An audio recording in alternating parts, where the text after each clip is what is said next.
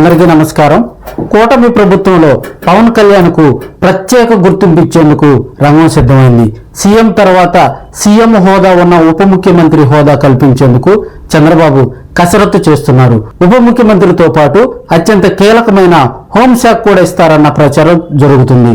Chandrababu arrest తర్వాత TDP Janasena కలిసి పోటీ చేయాలని నిర్ణయించుకొని ఆ మేరకు ఎన్డీఏ కూటమిలో చేరి కూడా చంద్రబాబు పవన్ కళ్యాణ్ రికార్డు స్థాయిలో స్థానాలు గెలుచుకున్నటువంటి సందర్భాలు మనం చూసాం.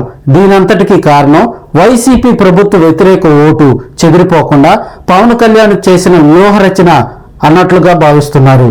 దీంతో పవన్ కళ్యాణ్ కు కూటమి ప్రభుత్వంలో ఉప ముఖ్యమంత్రి హోదాతో పాటు అత్యంత కీలకమైన హోంశాఖ కూడా అప్పగించే అవకాశం లేకపోలేదు. ఇకపోతే 2024 కూటమి ప్రభుత్వంలో జనసేన నుంచి పవన్ కళ్యాణ్, నాదెండ్ల మనోహర్, కందుల దుర్గేష్ మంత్రులుగా ప్రమాణ స్వీకారం చేశారు. పవన్ కు ఇచ్చే ప్రాధాన్యత గురించి అభిమానుల్లో రాజకీయాల్లో జోరుగా చర్చ సాగుతుంది.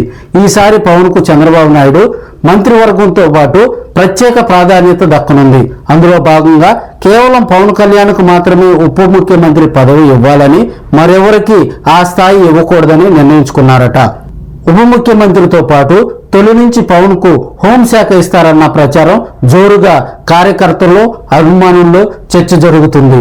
అదేవిధంగా పవన్ కళ్యాణ్ కు ఆది నుంచి కూడా వ్యవసాయం, పంచాయతీ రాజ్ శాఖ, ఆ శాఖలపైనే ఆసక్తికి ఉన్నట్లుగా కూడా మనకు తెలుస్తుంది.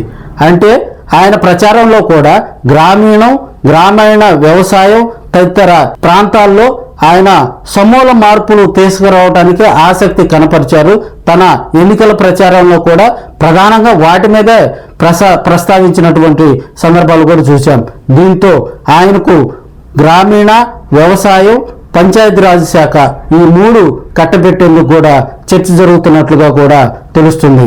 అయితే పవన్ కళ్యాణ్ కు ఉప ముఖ్యమంత్రి హోంశాఖ కేటాయించడంతో పాటు జనసేన నుంచి నాదెండ్ల మనోహర్ కు రెవెన్యూ శాఖ, అదేవిధంగా కందుల దుర్గేష్ కు ఎక్సైజ్ శాఖ గాని, రవాణా శాఖ గాని ఇచ్చే విధంగా చర్చలు జరిగినట్లు కూడా తెలుస్తుంది.